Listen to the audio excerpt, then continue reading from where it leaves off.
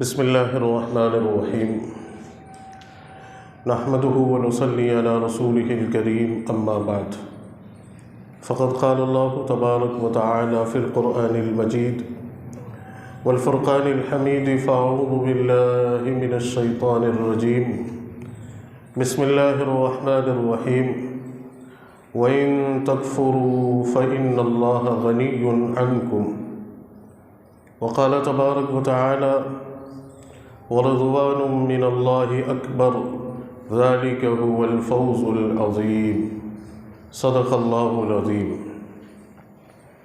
سبحان ربک رب العزة عما یصفون وسلام علی المرسلین والحمد للہ رب العالمین اللہم صل علی سیدنا محمد وعلى آل سیدنا محمد وبارک وسلم۔ عزیزان محترم، واجب القدر بزرگوں اور میرے دینی اور ایمانی بھائیوں، السلام علیکم ورحمۃ اللہ وبرکاتہ۔ میرے عزیزوں اور بزرگوں، اللہ تبارک و تعالی نے ہمیں اس دنیا میں بہت مختصر سی زندگی دے کر ایک بڑے مقصد کے تحت بھیجا ہے۔ غور کیا جائے تو زندگی بہت تھوڑی ہے اور مقصد بہت اہم ہے۔ دونوں چیزیں اپنی جگہ پر قابل غور ہیں کہ زندگی جو ایک دفعہ ملی ہے وہ دوبارہ کبھی نہیں ملے گی، اور جس مقصد کے لیے اللہ نے بھیجا ہے اس مقصد کو پورا کرنا ہی کامیابی ہے۔ اگر اس زندگی کو، جو یقیناً بہت قیمتی اور بہت انمول ہے، جس کا ایک ایک پل، ایک ایک لمحہ بہت قیمتی ہے، انسان اپنی دولت سے یا اپنی صلاحیت سے کھوئی ہوئی چیزوں کو حاصل کر سکتا ہے، پا سکتا ہے، لیکن زندگی کا ایک پل جو گزر چکا ہے اسے لوٹا نہیں سکتا، خواہ وہ کتنا ہی دولت مند یا طاقتور کیوں نہ ہو۔ تو اتنی قیمتی اور اتنی انمول اور اتنی مختصر ہے یہ زندگی، اور مقصد بھی بہت عظیم ہے، مقصد بھی بہت عظیم ہے۔ اگر انسان اپنی اس زندگی کو لاپرواہی سے گزارے تو یقیناً مقصد فوت کر بیٹھے گا اور مقصد کو حاصل نہیں کر پائے گا، اور پھر مقصد حاصل نہیں کیا تو ظاہر سی بات ہے افسوس کے اور شرمندگی کے اور ناکامی کی کوئی چیز ہاتھ نہیں لگے گی۔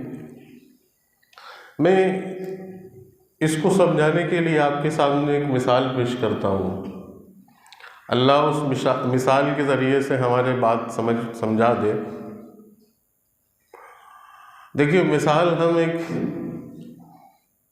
دینی مثال لیتے ہیں، بہت ساری مثالیں دی جا سکتی ہیں، لیکن آپ دیکھیں کہ انسان حج کرنے کے لیے جاتا ہے۔ زندگی میں اللہ تعالیٰ، بعض لوگ تو وہ ہیں کہ جن کو بار بار موقع ملتے ہیں، اللہ نے نوازا ہے اتنا، اور کچھ لوگ وہ ہیں کہ جو زندگی میں ایک دفعہ جا پاتے ہیں، اور کچھ لوگ وہ ہیں کہ جو اللہ کی حکمت، اللہ کے فیصلوں کو منظور کرتے ہوئے نہیں جا پاتے، زندگی میں بھی نہیں جا پاتے۔ لیکن بہرحال ایک شخص حج کے لیے جاتا ہے، ایک لمبی رقم خرچ کرتا ہے، مال بھی خرچ کرے گا، وقت بھی دے گا۔ ایک دو دن کا مسئلہ تو نہیں ہے حج، ہے نا، ایک لمبا ٹائم ڈیوریشن ہے اس کا، ایک لمبی پروسیس ہے، تو مال بھی لگے گا، وقت بھی لگے گا، خود اپنے آپ کو بھی جان بھی لگے گی،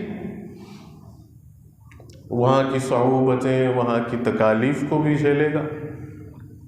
مقصد کیا ہے؟ کوئی پوچھے کہ بھائی آپ کیوں جا رہے ہیں اتنا سارا کام، تو کیا کہے گا؟ نہیں، میں حج بیت اللہ کے لیے جا رہا ہوں، ایک اہم فریضہ ادا کرنے کے لیے جا رہا ہوں۔ مال خرچ ہو رہا ہے، اللہ کی عبادت میں خرچ ہو رہا ہے، مجھے قبول ہے۔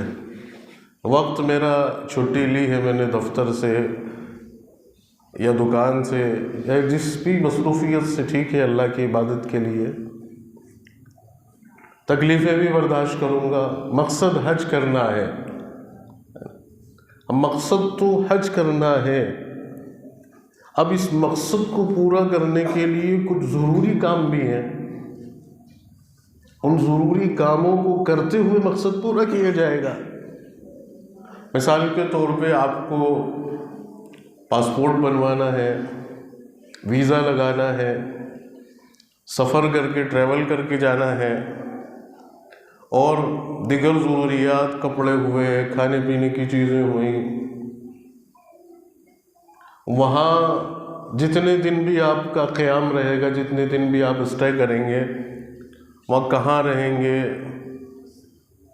ہوٹلوں کے روم بک کروانے ہیں، ایک جگہ سے دوسری جگہ جانے کے لیے آپ کو ظاہر سی بات ہے سواری کا بھی استعمال، کبھی کار میں سوار ہو کے، کبھی بس میں سوار ہو کے، کبھی ٹرین میں سوار ہو کے حج کے ارکان ادا کرنے کے لیے جانا ہوگا۔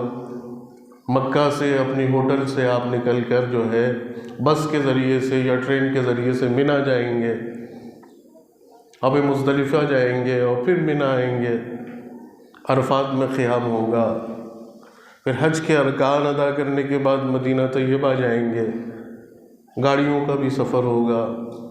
انسان کی ایک فطری ضرورت ہے کھانا اور پینا، اس کا بھی خیال رکھنا پڑے گا، اس کا بھی بندوبست کرنا پڑے گا۔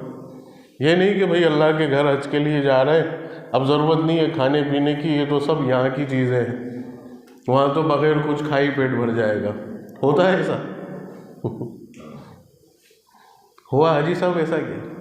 اللہ کے گھر جا رہے ہو آپ، تو وہاں بھی کھانا پینا، سارے وہی تقاضے، پورے سب چیزیں کرنی پڑیں گی، سارے کام وہی روٹین کے جو یہاں ہو رہے، کپڑے بھی پہننا ہے، احرام کی حالت میں نہیں ہے تو بالوں میں تیل بھی لگانی ہے، کنگھی بھی کرنی ہے، ناخن بھی کاٹنی ہے، احرام ہے تو پھر یہ چیزیں چلی، ٹھیک ہے، لیکن وہ زندگی کی دن چریا کے روٹین کے جو کام ہے سارے کرنے ہیں۔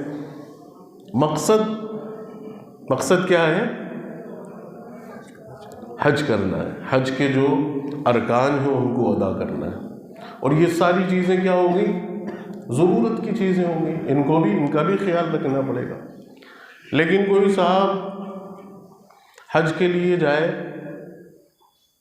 اور وہ پاسپورٹ بنوا لے، ویزا لگوا لے، اور وہاں فلائٹ سے پہنچ جائے، اور وہاں جا کے جو ہے وہ لگ جائے بس وہاں کی ریل پیل میں، چمک دمک میں، مالدار ہے تو بس اسی فکر میں لگ جائے کہ یار کتنی اچھی سٹی ہے، کتنا اچھا ماحول ہے، کتنی اچھی فضا ہے، سڑکیں بھی چوڑی اور صاف ہیں، اور ماحول بھی پرامن ہے، اور میں ایک بہترین یہاں پلاٹ لے لیتا ہوں اور وہاں کچڑ میں رہ رہا ہوں، تو کیوں نہ میں یہیں آ کے بس جاؤں، اپنے بیوی بچوں کو لے آؤں، اور وہ وہاں کے بروکروں سے رابطہ قائم کرتا رہے، ادھر بھاگ رہا ہے، ادھر بھاگ رہا ہے کہ کون سی اچھی کالونی ہے، کون سا اچھا ایریا ہے، مجھے پلاٹ دلاؤ، مجھے پلاٹ لینا ہے، یا چلیے مجھے کاروبار یہاں کا بڑا سمجھ آ رہا ہے، بہت اچھا منافع ہے، ٹیکس ویکس کے بھی اتنے مسئلے نہیں ہیں، وہاں میں جو ہے اپنے ملک میں انویسٹ کرتا ہوں تو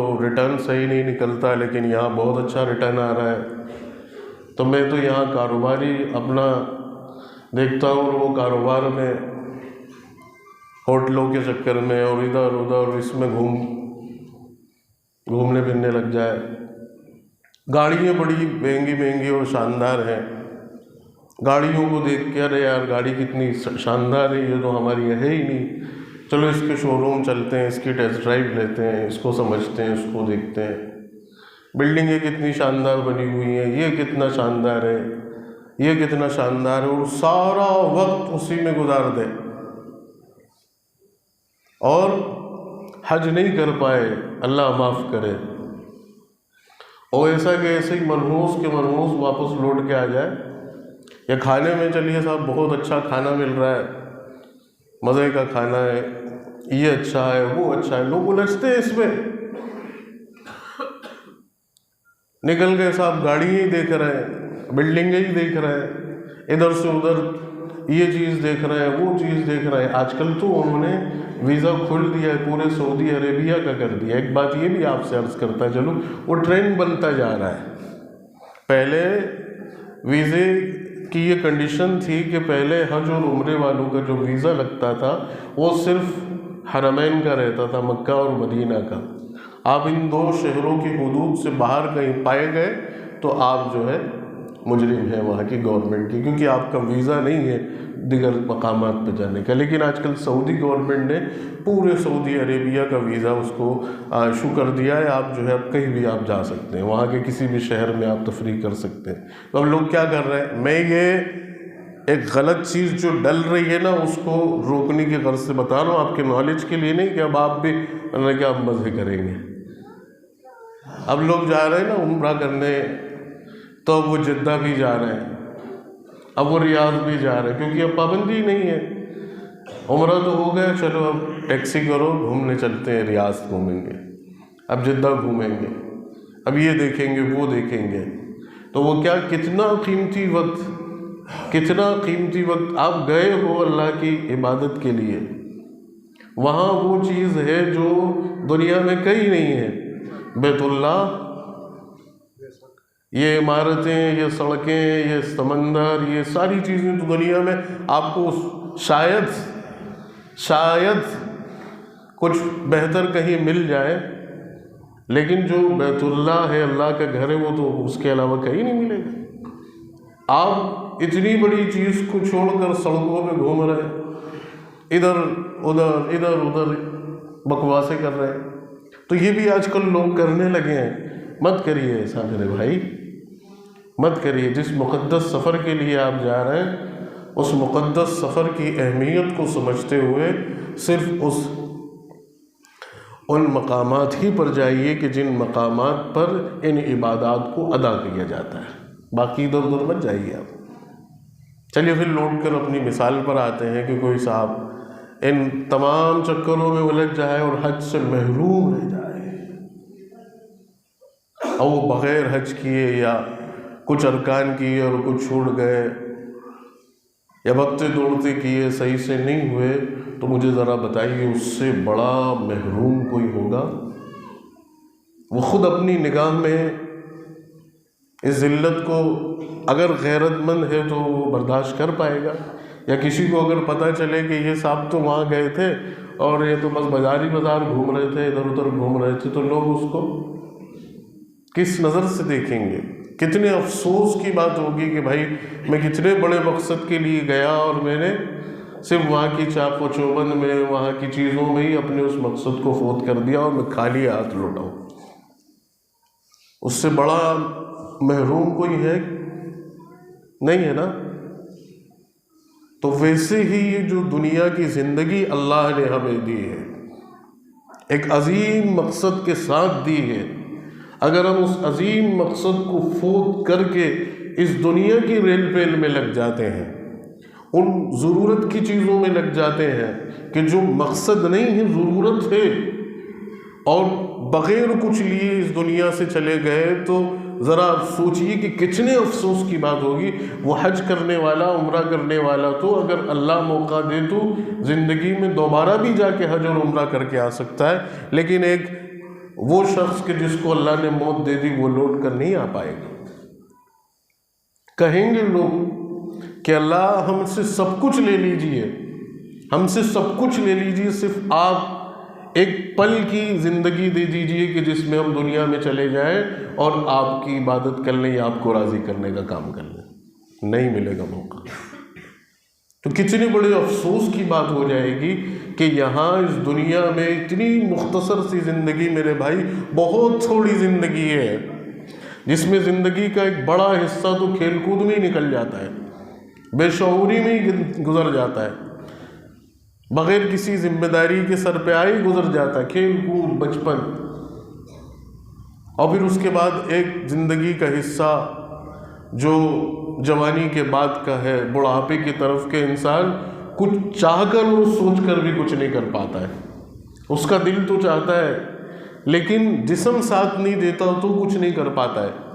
ایک وہ جو بس وہ حصہ اللہ تعالیٰ نے بچپن کے بعد کا، جوانی کا اور بڑھاپے سے پہلے کا دیا ہے، وہی سب کچھ کرنے کا، اسی میں آپ کو جو ہے سر جوڑ کے خوب اللہ کی عبادت کرنی اور اپنی آخرت کو سنوارنا ہے۔ تو اگر انسان اپنے مقصد سے بھٹک کر اس دنیا کی چیزوں میں اور ضرورتوں میں، بھئی یہ مکان فقط ایک ضرورت ہے، مقصد نہیں ہے، فقط ایک ضرورت ہے۔ آپ دیکھیں کہ جتنے بھی جاندار ہیں سب اپنی ضرورت کے لیے، اپنا سر چھپانے کے لیے مکان اپنا جو ہے، کوئی پرندہ ہے تو گھونسلہ بنا لیتا ہے، کوئی زمین میں در بنا لیتا ہے، کوئی پہاڑوں میں گفا بنا لیتا ہے، اپنی ضرورت کے لیے وہ ساری چیزیں ہر جاندار مخلوق کرتی ہے۔ اس میں نیا کام کون سا ہو؟ تو یہ تو گھر ایک ضرورت ہے، لیکن آج دیکھیں کہ انسان بس اپنا مقصد ہی سمجھ رہا ہے کہ بس میرا ایک عالیشان گھر ہو، مقصد ہی کوئی نہیں۔ کھانا پینا، پہننا اوڑھنا، بچوں کی شادی بیاہ کے معاملے آج کل چل رہے ہیں۔ کس قدر شادی بیاہ کے اندر فضول خرچی، کیوں شریعت آپ کو یہ جو ہے آپ کو تنبیہ کر رہی کہ میرے عزیزوں کہ یہ شادیوں کے اندر فضول خرچی مت کرو۔ میں نے جو قرآن مجید کی آیت پڑھی ہے، وَإِن تَكْفُرُوا فَإِنَّ اللَّهَ غَنِيٌّ عَنْكُمْ، کہ لوگوں تم اگر اللہ کی ناشکری کرو گے، اس کی نافرمانی کرو گے تو اللہ بے نیاز ہے، اللہ کا کچھ نہیں بگڑے گا، نقصان تمہارا ہی ہے نقصان۔ اور ایک بڑی اچھی بات ایک بزرگ نے لکھی ہے کہ دیکھو اللہ تو معاف کر دیتا ہے لیکن قدرت معاف نہیں کرتی، اس کا نظام معاف نہیں کرتا ہے۔ آپ کچھ غلط کام کرتے ہو اور اس غلط کام کے کرنے کے بعد آپ نے اللہ سے معافی مانگ لی، اللہ یقیناً غفور الرحیم ہے، معاف کر دے گا، لیکن اس غلط کام کی پاداش میں جو آپ کا نقصان ہوا ہے اس نقصان کی بھرپائی نہیں ہوگی۔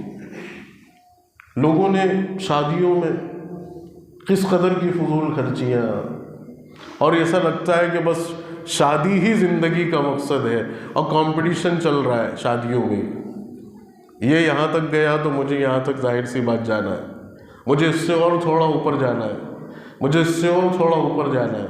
تو میں بار بار کہتا ہوں میرے دوستوں، یہ ضرورت ہے۔ اسی طریقے سے کھانا پینا بس ایک ہی شوق ہے، اچھا کھانا، اچھا پہننا، اچھی گاڑی، اچھا بہت یہ مان کے چلیے کہ ایسا ماحول کہ جس میں خوب عزت مل رہی ہے، خوب نوازشیں ہو رہی ہیں۔ یہ ساری چیزیں بقدر ضرورت ہیں اور ان کو بقدر ضرورت ہی سمجھنا چاہیے۔ عظیم مقصد ہے اللہ کی عبادت، اور یہ سارے کام اس لیے کرنا ہے کیونکہ ہمیں اللہ کی عبادت کرنے میں آسانی فراہم ہو جائے۔ میں کھاؤں اس لیے، آج مجھے بتائیں کوئی مسلمان کسی کی سوچ یہ ہے کہ وہ یہ اس سوچ کے ساتھ کھاتا ہو کہ میں یہ لقمہ اس غرض سے کھا رہا ہوں، اس غرض سے کھا رہا ہوں کہ اس سے مجھے توانائی ملے اور اس توانائی کے سبب میں اللہ کی عبادت کروں، میرے اندر اللہ کے سامنے کھڑا ہونے کی کیپیسٹی پیدا ہو، اس لقمے کے ذریعے سے مجھے جو قوت ملے، میں جسمانی توانت جو ملے تو میں اور اللہ کا سجدہ مزید کروں گا۔ میں یہ کمائی اس لیے رہا ہوں کیونکہ اس کمائی کے ذریعے سے میں اپنی جو ذمہ داری ہے، جو رسپانسبلٹی ہے، ان کو پورا کرتے ہوئے معاشرے میں جو غریب لوگ ہیں، جو مستحق لوگ ہیں، ان کی ضرورت پوری کروں۔ میں اس لیے کما رہا ہوں کہ میں اپنی اس کمائی میں سے جو منافع کی رقم میرے پاس بچتی ہے، اس کو اللہ کے دین کے تقاضوں پہ خرچ کروں۔ آج بتائیں کسی مسلمان کی یہ سوچ بچی ہوئی؟ اس کی تو سوچ یہی ہے کہ میرا بس بینک بیلنس بڑھتا رہے۔ آج میں جو ہے 1 کروڑ کا اسامی ہوں تو میں 2 کروڑ کا بن جاؤں، میں 4 کروڑ کا بن جاؤں۔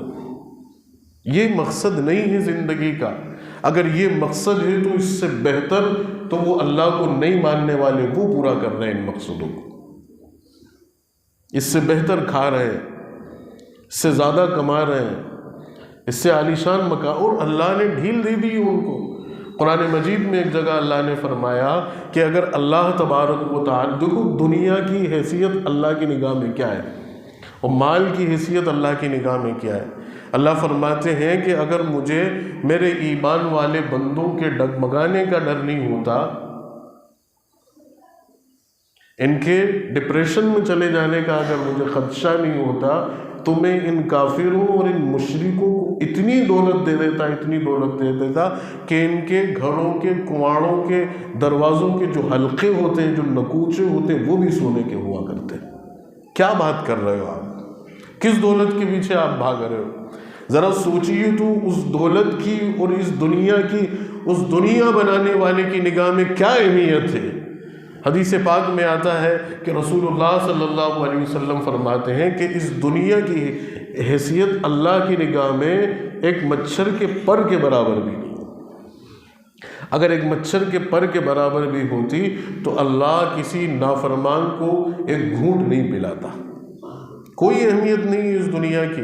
یہ تو دنیا فقط اللہ نے اس لیے بنائی ہے کہ میرے ایمان والے بندے اس میں رہ کر میری عبادت کر کے مجھے راضی کر لیں، مجھے راضی کر لیں۔ تو میرے بھائیوں، اصل چیز ہے اللہ کو راضی کرنا، اصل کامیاب۔ وَرِضْوَانٌ مِّنَ اللَّهِ أَكْبَرُ ذَلِكَ هُوَ الْفَوْزُ الْعَظِيمُ، کہ اللہ کی رضا ہی سب سے بڑی چیز ہے، اللہ کی رضا ہی سب سے بڑی چیز ہے۔ وَذَلِكَ هُوَ الْفَوْزُ الْعَظِيمُ، اور یہی سب سے بڑی کامیابی ہے جو انسان یہاں سے کما کے اور بچا کے لے جائے گا۔ کوئی چیز نہیں جانے کی۔ آپ سوچئے نا، اگر یہ چیز ضرورت کی ہوتی، مرنے کے بعد اگر یہ چیز کام آنے والی ہوتی تو پھر تو انسان یہ ساری چیزیں اپنے ساتھ سمیٹ کے لے جاتا۔ لیکن ایک پھوٹی کوڑی بھی کوئی لے جا پاتا ہے؟ کوئی ایک سکہ بھی لے جا پاتا ہے؟ کوئی ایک کاغذ کا رقعہ بھی لے جا پاتا ہے؟ نہیں۔ سب کا حشر وہی ہو رہا ہے، کیا امیر، کیا غریب، کیا صاحب، کیا چاکر، کیا افسر، سب ایک ہی جیسے سفید کپڑے میں لپیٹ کے اس قبر کے گڑھے کے حوالے کر دیے جا رہے۔ کچھ نہیں جا رہا، کچھ نہیں جا رہا۔ بے لباس آئے تھے اور بے لباس جا رہے ہیں۔ ماں نے جب پیدا کیا تھا جسم پہ ایک کپڑا بھی نہیں تھا، اور اس دنیا سے جب جا رہے ہیں، جب اس دنیا سے جا رہے ہیں تب بھی کپڑے کا ایک چندہ نہیں ہے۔ وہ تو صرف کفن لپیٹ دیا گیا جسم کے اعضاء کو اور سطر کو ڈھانکنے کی غرض سے۔ تو کیا ہے اس میں؟ آپ اس کفن کو کوئی اگر میں کوئی کہے کہ بھئی جو کفن جو ہم مردے کو پہناتے ہیں آپ اس کو خرید کے لا کے کرتا بنا کر پہنو، کوئی پہنے گا؟ کوئی پہنے گا اس کو؟ کپڑا بھی چلیے وہ ہے تو کس درجے کا کپڑا؟ عام استعمال کا نہیں ہے میرے بھائی۔ تو کیا حیثیت ہے دنیا کی؟ اللہ نے ہمیں ایک عظیم مقصد کے لیے بھیجا ہے، اور وہ ہے اللہ کی رضا، کہ ہم اللہ کو راضی کر لیں۔ وَرِضْوَانٌ مِّنَ اللَّهِ أَكْبَرُ، کہ اللہ ہم سے راضی ہو جائے۔ یہی اصل کامیابی ہے، یہی اصل کامیابی ہے۔ اور اللہ جب جس سے راضی ہو گئے اور جس نے اللہ کو راضی کر لیا تو پھر کیا بات ہے؟ سب کچھ تو اس نے پا لیا، سب کچھ اس نے پا لیا، سب کچھ اس کا ہو گیا۔ جب اللہ راضی ہو گئے تو پھر اب بچا کیا ہے؟ حدیث میں آتا ہے، صحیح مسلم کے اندر ہے کہ اللہ تعالیٰ جن لوگوں سے راضی ہو جائے گا ان لوگوں کو اللہ تعالیٰ جنت میں داخلہ نصیب فرمائے گا، اور وہ لوگ جب جنت میں چلے جائیں گے تو اللہ تعالیٰ ان سب کو جمع فرمائے گا اور ان سے پوچھے گا کہ اے میرے بندوں کیا تم مجھ سے راضی ہو؟ تو وہ سارے کہیں گے کہ اللہ پاک آپ نے اتنی عظیم جنت ہمیں دے دی ہے تو ہم آپ سے کیوں کر راضی نہیں، ہم سب آپ سے راضی ہیں۔ اللہ پوچھے گا کہ کسی چیز کی کمی؟ آپ دیکھیے کہ اس کو اس طرح بھی سمجھ سکتے ہیں کہ جب ہمارے گھر میں کوئی بہت معزز مہمان آتے ہیں، ہم ان کے لیے اپنی حیثیت کے مطابق انتظامات کرتے ہیں اور سب کچھ کرنے کے بعد بھی بار بار یہ پوچھتے رہتے ہیں بھائی کسی چیز کی کوئی کمی محسوس، آپ بتلا دیے گا کوئی چیز چاہیے تو نہیں ہے، کوئی کمی تو نہیں رہے گی؟ اللہ تبارک و تعالیٰ کیسی ضیافت فرمائیں گے؟ کیا ضرورت ہے اللہ کو ہمیں راضی کرنے کی؟ ہے ضرورت اللہ کو ہمیں راضی کرنے کی؟ ہے اللہ کو ہمیں ضرورت راضی کرنے کی؟ یا اگر سارے انسان اللہ کے باغی ہو جائے، نافرمان ہو جائے، تو بھی اللہ کی شان میں ایک رتی برابر فرق نہیں پڑنا ہے، اور سارے فرما بردار ہو جائیں تب بھی اضافہ نہیں ہونا ہے، کوئی ضرورت نہیں ہے اللہ۔ وَإِن كَفَرْتُمْ فَإِنَّ اللَّهَ غَنِيٌّ عَنْكُمْ، وہ بے نیاز ہے تمہارے ہر عمل سے۔ لیکن پھر بھی اللہ تعالیٰ پوچھے گا اپنے بندوں سے کہ کسی چیز کی کمی تو نہیں محسوس ہو رہی؟ بندے فرمائیں گے اللہ اتنی عظیم جنت آپ نے دے دی ہے، اب کس چیز کی کمی؟ ہر چیز تو موجود ہے۔ تو اللہ فرمائیں گے کہ میں ایک اور چیز تمہیں دیتا ہوں۔ سارے حیران کہ اب اور کیا باقی رہ جانا ہے، اب اور کیا باقی رہ جانا ہے، سب تو ملا ہے۔ بھائی سب سے بڑی چیز تو یہ کہ انسان جو چاہ رہا ہے وہ مل رہا ہے، اس سے بڑی کوئی چیز ہو سکتی ہے؟ کیا آپ یہاں بیٹھے ہیں، آپ نے جو چاہا وہ چیز ہو گئی، آپ کا جو دل چاہا وہ ہو رہا ہے، اس سے بڑی؟ یہ تو بڑے سے بڑے بادشاہ کے لیے بھی اس کے بھی دور میں نہیں ہوا، اس کو بھی کسی چیز کے لیے آرڈر دینا پڑتا ہے کہ بھئی مجھے فلاں چیز چاہیے، وقت لگتا ہے۔ ٹھیک ہے، بادشاہ سلامت کا آرڈر ہوا، مشیروں نے نوٹ کیا اور انہوں نے ان سے نیچے جو ملازمین ہیں ان کو حکم دیا کہ بادشاہ کا من کر رہا ہے کہ بادشاہ جو ہے اب تھوڑا یہ فروری کا مہینہ ہے اور اب تھوڑی سی گرمی محسوس ہو رہی ہے، اب بادشاہ سلامت آئس کریم کھانا چاہ رہے ہیں، تو انہوں نے بھی جو ہے آئس کریم کا ارینجمنٹ کرنا پڑے گا، مطبخ میں جانا پڑے گا، فریج سے نکالنی پڑے گی، بادشاہ سے پوچھنا پڑے گا کہ صاحب کون سا فلیور کھائیں گے، تو پھر وہ آرڈر لگائیں گے، ہے نہیں ابھی نہیں ہے، ہم ارینج کر رہے ہیں۔ کتنا وقت، کیسی پروسیس ہے؟ لیکن وہاں بس ادھر گمان کیا کہ مجھے آئس کریم کھانا ہے، اسٹرابیری کھانا ہے، امریکن نٹس کھانا ہے، بس سوچا اور حاضر۔ اللہ اکبر۔ مجھے بہترین ڈیلیشس ایپل کھانا ہے، کشمیر کا کھانا ہے، شملہ کا کھانا ہے، بنگلہ دیشی کھانا ہے، بس ادھر آرڈر بھی نہیں لگانا ہے، بس گمان ہوا اور حاضر ہو گئے۔ مجھے آج بھنی ہوئی ران کھانی ہے، مجھے روسٹڈ چکن کھانا ہے، مجھے فش کری کھانی ہے، بس حاضر ہو رہی ہیں ساری چیزیں۔ مجھے ایک میرا سیپریٹ پرائیویٹ جو ہے مجھے جیٹ چاہیے کہ مجھے میرے دوست جو میں اس جنت میں ہوں تو وہ اس جنت میں ان سے ملنے جا رہا ہے، بس سواری حاضر، بیٹھ رہے ہیں اور اڑ کے جا رہے ہیں۔ کیسی نعمت اللہ کی، کیا چاہیے اب؟ لیکن اس کے بعد بھی اللہ پوچھے گا، صحیح مسلم میں ہے کہ میں اور تمہیں کچھ دینا چاہتا ہوں، تو سارے حیران کہ اب بچ کیا رہا ہے؟ اللہ تعالیٰ فرمائیں گے کہ میرے بندوں میں تمہیں یہ پروانہ سنا رہا ہوں کہ میں تم سے راضی ہوں اور اب کبھی تم سے ناراض نہیں ہوں۔ کتنی بڑی کامیابی! ایک گورنمنٹ سروے، آج کل تو شاید سرکاری نوکریاں ختم ہو رہی ہیں، پہلے ایک زمانہ ہوا کرتا تھا، آج بھی سبھی سوچتے ہیں کہ بھئی یار میری گورنمنٹ میں لگ جائے تو بے فکری، کچھ نہیں تو بڑھاپا تو مزے سے کٹے گا۔ بہترین جب تک کام کیا ورنہ پینشن آئے گی مزے سے. اولاد نافرمان نکل بھی گئی تو کوئی ڈر نہیں ہے. آدمی کیا سوچتا ہے؟ اینڈ سوچتا ہے کہ اینڈ بہتر ہونا چاہیے. اور کتنے مزے سے پھر اپنی جو ہے وہ ریٹائرمنٹ کی زندگی کاٹتا ہے. آج یہاں گھوم رہا ہے، کل وہاں گھوم رہا ہے، اور پینشن ہے تو اولاد کے بھی مسئلے نہیں ہیں. وہاں اللہ کیا پروانہ سنا دے گا کہ میں تم سے ہمیشہ کے لیے راضی ہوں، اور یہ سارے انعامات کبھی ختم نہیں ہوں گے. یہ اللہ کی رضا، ذالک هو الفوز العظیم، کہ اللہ راضی ہو گیا، اللہ راضی ہو گیا، یہ ہے سب سے بڑی. تو اپنے اس رب کو راضی کرنا ہے، اپنے اللہ کو راضی کرنا ہے، اللہ کو راضی کرنا ہے. اور میرے دوستوں، اللہ کو راضی کرنے کے بے شمار طریقے قرآن اور حدیث میں بتائے اللہ نے. میں صرف ایک آپ کو بتا دیتا ہوں، شاید وہ ایک سمجھ آ جائے اور اس ایک پہ ہم عمل کر جائیں تو ہم کامیاب ہو جائیں.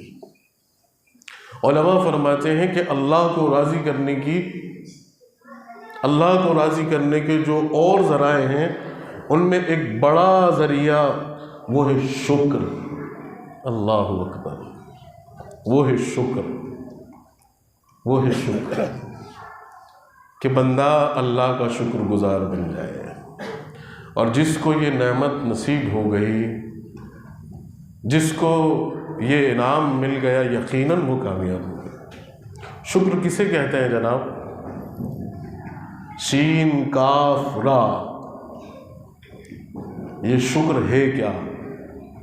شکر کہتے ہیں اللہ کی ہر عطا سے، اللہ کے ہر فیصلے سے، اللہ کی ہر تقدیر سے انسان راضی ہو جائے اور ہر حال میں اس کا شکر کرنے والا بن جائے کہ میں تجھ سے راضی ہوں. تو نے آج مجھے جیسا کھلایا، تو نے آج مجھے جیسا پہنایا، تو نے آج مجھے جیسا رکھا، میں تجھ سے ہر حال میں راضی ہوں. آج تو نے مجھے گوشت کھلایا تو میں تیرا شکر گزار ہوں. آج تو نے مجھے دال کھلائی تو بھی میں تیرا شکر گزار ہوں. آج تو نے مجھے بھوکا رکھا تو بھی میں تیرا شکر گزار ہوں. یہ نہیں کہ بس گوشت پہ شکر ہے اور دال اور سبزی پہ، اور ذرا سے فاقے پہ ناشکری ہو گئی کہ کیا کیا ہے، نمازیں پڑھ رہا ہوں، تہجد بھی پڑھ رہا ہوں، دعائیں بھی کر رہا ہوں، اور تو مزے تو آ ہی نہیں رہے. وہاں تو مولوی صاحب وعدہ کر رہے تھے کہ نماز پڑھنے والے کو اللہ تعالیٰ بہت روزی دیتا ہے. یہاں تو نماز پڑھ کے جو ہے پیشانی پہ نشان پڑ گئے، لیکن جو ہے کہ کچھ ہو ہی نہیں رہا. اور وہاں ایک وہ سٹوری جو ہے پتہ لگاتا ہے اور اس کا تو وہ ہزاروں میں کام ہو گئے. میں تو بڑی محنت اور مشقت کر کے کام چلا رہا ہوں اور کچھ ہو ہی نہیں رہا، اور اس کو تو نہیں. اللہ پاک کے ہر فیصلے سے، ہر تقدیر سے، ہر حال میں راضی کہ اللہ تجھ سے راضی ہیں ہم، جیسا تو رکھے. بس ایک بزرگ فرمایا کرتے تھے کہ دیکھو اللہ کی تقدیر سے راضی ہونا سیکھ لو، سارے غم ختم ہو جائے گے، سارے غم ختم ہو جائے گے. اور وہ مثال دیتے تھے کہ اگر کوئی شخص بادشاہ وقت بھی ہے، شاید غالباً ایک کسی بڑے عالم دین کا واقعہ سناتے تھے کہ انہوں نے جو ہے ایک موقع پر کہیں کھانا کھایا، اور کھانا کھاتے ہوئے جو ہے ترکاری میں بینگن کی سبزی تھی. ایکسپیکٹ تو یہ تھا کہ کوئی بڑے اچھے مرید ہیں جن کے یہاں دسترخوان سجے گا اور خوب ٹکا کباب ملے گا، لیکن اتفاق یہ ہوا کہ بینگن کی سبزی آ گئی.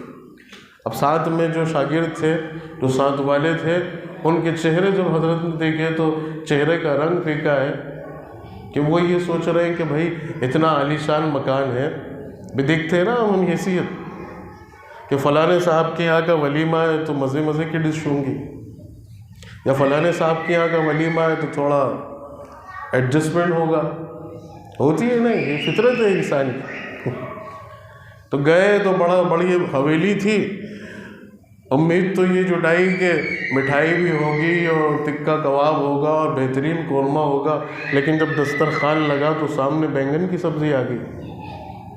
تو جب انسان کچھ سوچ لیتا ہے اور پھر نہیں ملتا تو چہرہ بھی امپریشن دکھاتا ہے کہ کیا ہو رہا ہے. جب انہوں نے دیکھا چہرے پہ کہ مریدین اور شاگردوں کے چہرے پہ ذرا سل ہے، تو انہوں نے تربیت کرتے ہوئے فرمایا کہ دیکھو آج ہم یہ جو کھا رہے ہیں نا بینگن کی سبزی، اگر وقت کے بادشاہ بھی ہوتے، ان کے ان جملوں کی قدر کرنا کہ اگر وقت کے بادشاہ بھی اگر ہوتے تو ہماری تقدیر میں آج کے دن اس وقت میں یہ بینگن کھانا ہی لکھا تھا۔ یہ بینگن چکن میں یا قورمے میں یا تکے کباب میں تبدیل نہیں ہوتی، کیونکہ اللہ نے لکھ دیا۔ یہ اللہ کی اس تقدیر کو کوئی نہیں بدل سکتا۔ تو بس اللہ کی اس تقدیر سے ہم راضی ہو گئے کہ مجھے یہ ملا ہے، میں اپنے رب سے راضی ہوں۔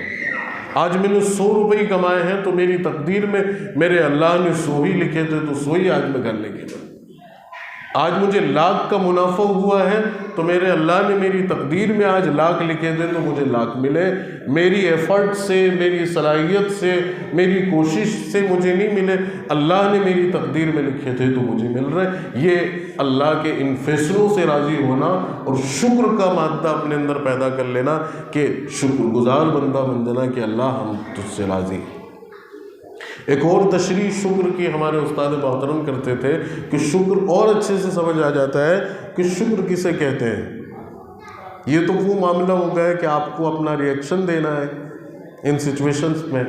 ایک شکر یہ بھی ہے کہ اللہ نے جو چیز جس کام کے لیے دی ہے اس چیز کو اسی کام کے لیے استعمال کرنا۔ یہ ایک فطری اور ایک فکری اور ایک نظریاتی تعریف ہے۔ اگر آپ نے اس سسٹم کو ڈسٹرب کیا تو آپ ناشکری کریں گے اور ناشکری کی سزا ضرور ملے گی۔ مثال کے طور پہ اللہ سبحانہ و تعالیٰ نے آپ کو آنکھ دی ہے، اور یہ آنکھ اللہ نے آپ کو اس لیے نہیں دی تھی کہ آپ اس سے گندے اور فحش مناظر دیکھیں، آپ اس سے عریانیت بھری چیزیں دیکھیں، آپ اس سے جو ہے گندی فلمیں یا گندے پکچرز دیکھیں یا غیر محرم عورتوں اور لڑکیوں کو دیکھیں، اس لیے نہیں دی تھی۔ اللہ نے آنکھ اس لیے دی تھی کہ اس کے ذریعے سے تم اپنی زندگی کے معاملات کو آسانی سے انجام دے سکو، اس کے ذریعے سے تم قرآن مجید کی تلاوت کر سکو، دینی شعار کو دیکھ سکو، اس کی حفاظت کر سکو۔ تو تم جس چیز کو اللہ نے جس کام کے لیے دیا ہے اس چیز کو اسی کام کے لیے استعمال کر رہے ہو تو تم سب سے بڑے اللہ کے شکر گزار بندے ہو۔ اور اگر تم اس چیز کو جس کام کے لیے اللہ نے دیا ہے اس سے ہٹا کر دوسرے فضول اور غلط چیزوں میں استعمال کر رہے ہو تو تم ناشکری اللہ کی کر رہے ہو، اور ناشکری کا خامیانہ بھگتنا پڑے گا۔ تو سب سے بڑی چیز ہے کہ ہمارے اندر شکر آ جائے، ہم اللہ کے شکر گزار بندے بن جائیں، ہم اللہ کے ہر فیصلے سے، اللہ کی ہر تقدیر سے راضی ہونے والے بنیں۔ لیکن افسوس صد افسوس، انسان ذرا سی آزمائش میں، ذرا سے حالات میں شکر کو تار تار کر دیتا ہے اور ناشکری کر بیٹھتا ہے۔ اللہ تبارک و تعالیٰ نے دولت دے دی تو اب وہ دولت کو ناجائز کاموں میں خرچ کر رہا ہے، حرام کاموں میں خرچ کر رہا ہے، ناچنے کودنے میں خرچ کر رہا ہے، عیاشیوں میں خرچ کر رہا ہے، فضول خرچیوں میں خرچ کر رہا ہے، جبکہ اللہ نے اسے وہ دولت یہ دی تھی کہ تو ایک بہترین زندگی جی لے، ایک معیاری زندگی جی لے، اور تیرے پاس جو اضافی مال بچ رہا ہے تیری ضرورت سے زائد، تیرے استعمال سے ایک ٹاپ کلاس کی زندگی جی لے، اس کے بعد تیری ساری خواہشیں جائز ضرورتیں پوری ہو جائیں، اور بچ رہا ہے تو معاشرے کے ضرورت مند بندوں میں بھی خرچ کر۔ تو معاشرے کے ضرورت مند بندوں پہ خرچ کیا کرتا؟ تو نے تو اپنی اولاد کو 1000 500 اور روپے پکڑایا، اب وہ دندناتے پھر رہے ہیں، وہ عیاشیاں کرتے پھر رہے ہیں، یا تو خود عیاشی کرنے لگا ہے۔ تو یہ انسان ناشکری کرنے لگتا ہے، یہ ناشکری کر بیٹھتا ہے۔ اللہ نے طاقت دی ہے تو اب اس طاقت کا ناجائز استعمال کر رہے ہیں۔ تھوڑی سی اللہ نے طاقت کیا دے دی، تھوڑا سا اللہ نے نواز کیا دے دیا تو مظلوموں کو دبا رہے ہیں، نہتوں پہ ظلم کر رہے ہیں، ان کو گھروں گھر جا کے مار رہے ہیں، اب بڑے ترم خواں بن رہے ہیں، بڑے اپنے آپ کو سورما بن رہے ہیں، اور قوم ہی کے لوگوں کو کچل رہے ہیں۔ کتنی بڑی بے غیرتی کی بات ہے کہ ایک مسلمان جس کے اوپر اللہ نے دوسرے مسلمان کی عزت اور آبرو کو حرام قرار دیا ہے۔ اللہ کے نبی صلی اللہ علیہ وسلم نے حجۃ الوداع میں جب خطبہ دیا تو اس خطبے میں یہ بات ارشاد فرمائی کہ اے مسلمانوں، تمہارے اوپر مسلمانوں کی جان، ان کا مال، ان کی عزت آبرو اور ان کا خون حرام ہے۔ جیسا شراب حرام ہے، زنا حرام ہے، جوا حرام ہے، ویسے ہی مسلمانوں کی عزت اور آبرو ریزی حرام ہے، ان کا خون بہانا حرام ہے، ان کے اوپر ظلم کرنا حرام ہے، ان کا ایک ایک روپیہ حرام ہے۔ لیکن آج مسلمان کو مار رہا ہے، مسلمان کا قتل کر رہا ہے، مسلمان کا گریبان پکڑ رہا ہے، اور مسلمان کے اوپر ظلم کر رہا ہے۔ یہ ناشکری اللہ نے طاقت دی تھی کہ تم اس طاقت کے ذریعے باطل کا ہاتھ پکڑتے، اور جو اللہ کے دین کو مٹانے کی کوششیں کر رہے ہیں ان لوگوں کو، ان بے لگام گھوڑوں کو لگام ڈالتے۔ تم تو قوم ہی کے لوگوں پر ظلم زیادتی کرنے بیٹھ گئے۔ تو یہ ناشکری ہے۔ اور ذرا سے حالات آئے، ذرا سا اللہ تعالیٰ نے رسی کو ٹائٹ کیا، اب بلبلاتے ہوئے آ رہے ہیں صاحب، اب تہجد بھی شروع کر دیے اور دعائیں بھی شروع کر دی، صدقہ خیرات بھی۔ تو یہ انسان نہیں، ہمیں تو خوشحالی میں اللہ کے شکر کے ساتھ زندگی گزارنا ہے، تو پھر اللہ تعالیٰ مصیبت میں ہمیں تھامے گا۔ فرمایا کہ جو تکلیف میں، جو خوشی میں اللہ کو یاد رکھتا ہے، اللہ مصیبت میں اسے تنہا نہیں چھوڑتا۔ اور ایک اور بات ہماری ماں اور بہنوں کے حوالے سے عرض کر دوں کہ اللہ کے نبی صلی اللہ علیہ وسلم، صحیح بخاری کی روایت ہے، حضور پاک علیہ الصلوۃ والسلام فرماتے ہیں کہ مجھے سفر معراج کے موقع پر اللہ سبحانہ و تعالیٰ نے جنت کے مناظر بھی دکھائے اور جہنم کے مناظر بھی دکھائے۔ میں نے جہنم کے اندر خواتین کو زیادہ پایا، اور ان کے کفر کی وجہ سے، ان کی ناشکری کی وجہ سے صحابہ کرام نے اللہ کے رسول صلی اللہ علیہ وسلم سے پوچھا کہ اللہ، کیا یہ اللہ کی ناشکری کرنے والی تھی، اللہ کے ساتھ کفر کرنے والی تھی؟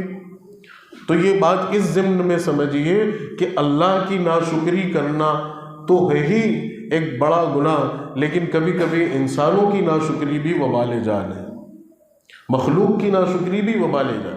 اللہ کے رسول نے فرمایا کہ نہیں، یہ اللہ کی ناشکر گزار بندیاں نہیں، بلکہ یہ اپنے شوہر، اپنے خاوندوں کی ناشکری کرتی ہے۔ کہ ایک شخص ساری زندگی ان کو عزت دیتا ہے، ساری زندگی ان کے اخراجات برداشت کرتا ہے، ہنسی خوشی زندگی دیتا ہے، اور ذرا سی شوہر کی طرف سے کوئی چیز ہو گئی تو یہ فوراً یہ رونا روتی ہیں کہ مجھے تمہارے یہاں ملے ہی کیا ہے، تم نے مجھے خوش رکھا ہی کب ہے، تم نے مجھے کبھی کچھ دیا ہی کیا ہے۔ تو یہ الفاظ بھی شوہر تو مزاجی خدا ہے، اس مزاجی خدا کے لیے بھی یہ الفاظ ایک بیوی کے برداشت نہیں ہے، تو اللہ جو حقیقی معبود ہیں ان کے لیے اگر ہم یہ ناشکری کا معاملہ کریں گے تو پھر اللہ ہم سب کی حفاظت فرمائے۔ تو میرے دوستوں، میرے نوجوان بھائیوں اور میرے عزیزوں بزرگوں، شکر کا مادہ پیدا کیجئے، اللہ سے ہر حال میں راضی رہیے۔ اللہ تعالی ہم سب کو اپنی ذات سے راضی ہونے کی توفیق نصیب فرمائے۔ وآخر دعوانا ان الحمد للہ رب العالمین۔